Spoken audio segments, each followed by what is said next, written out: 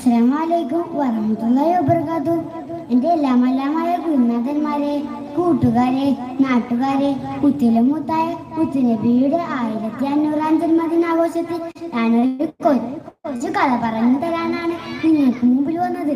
അള്ളാഹു തൗഫീഖ് നൽകട്ടെ, ആമീൻ. മുത്തുനബി സല്ലല്ലാഹു അലൈഹി വസല്ലം തങ്ങൾക്ക് ജിബ്രീൽ അലൈഹിസ്സലാം പറഞ്ഞു കൊടുത്ത ഒരു സംഭവ ചരിത്ര കഥയാണ് ഞാൻ പറയാൻ പോകുന്നത്.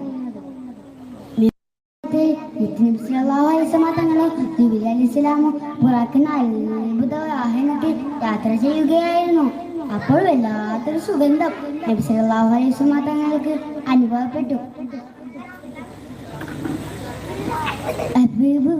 ചോദിച്ചു, ഓ ജിബ്രീലേ, ഇതെവിടെ നിന്നാണ് ഈ സുഗന്ധം അടിച്ചു വീശുന്നത്? ജിബ്രീൽ അലൈഹിസ്സലാം പറഞ്ഞു, അതാ ഖബറിൽ നിന്നാണ്.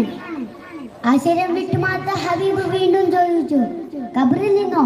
ഏത് നബിയുടെ ഖബറിൽ നിന്നാണ്?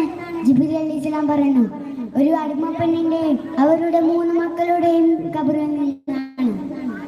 ഹബീബ് വീണ്ടും ചോദിച്ചു, ഖബറിൽ നിന്നോ? ഇത്രയും സാധനം ലഭിക്കാൻ ആ അടിമപ്പെണ്ണ് എന്ത് നന്മയാ ചെയ്തത്? ജിബ്രീൽ അലൈഹിസ്സലാം സംഭവം വിശദീകരിച്ചു കൊടുത്തു. കൂട്ടുകാരെ, ഞാൻ എൻ്റെ കഥ തുടങ്ങാൻ പോകുന്നത്. എല്ലാവരും ശ്രദ്ധിച്ച് കേൾക്കണേ. മൂസാ നബിയുടെ കാലഘട്ടം. ഞാനാണ് മൂസാ നബിയുടെ കാലഘട്ടം. ഫിർഔനിന്റെ കൊട്ടാരത്തിൽ മാഷിത എന്ന് പറയുന്ന ഒരു അടിമപ്പെണ്ണുണ്ടായിരുന്നു. ആ അടിമപ്പെൺ മൂസാ നബിയെ വിശ്വസിച്ചു. ഒരു ദിവസം മൂസാ നബി ഒരു ഉപദേശം നൽകി, നീ എന്തു ചെയ്യുമ്പോഴും ബിസ്മി ചൊല്ലണം.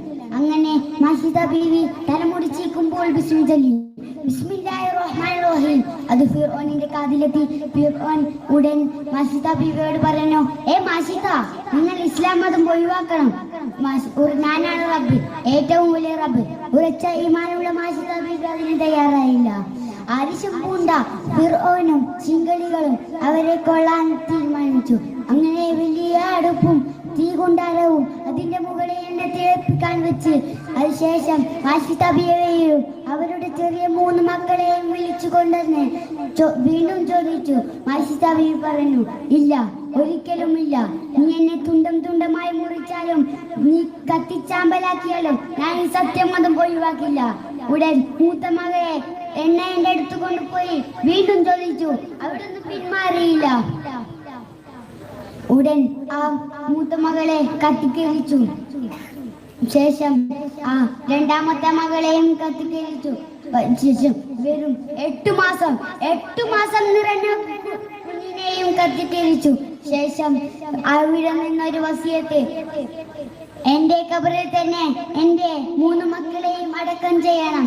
അതാ നബി ജിബ്രീൽ അലൈഹിസ്സലാം പറയുന്നു, നബിയെ, ഇതാണ് അവർ ചെയ്ത പുണ്യം, അലഞ്ചലമായ വിശ്വാസം. അതുകൊണ്ടാണ് അവരുടെ ഖബറിൽ നിന്ന് കർമ്മണം അടിച്ചു വീശുന്നത്. ജിബ്രീൽ അലൈഹിസ്സലാം പറയുന്നു, നമ്മൾക്കും അല്ലാഹു തആല അലഞ്ചലമായ വിശ്വാസം തരട്ടെ, ആമീൻ.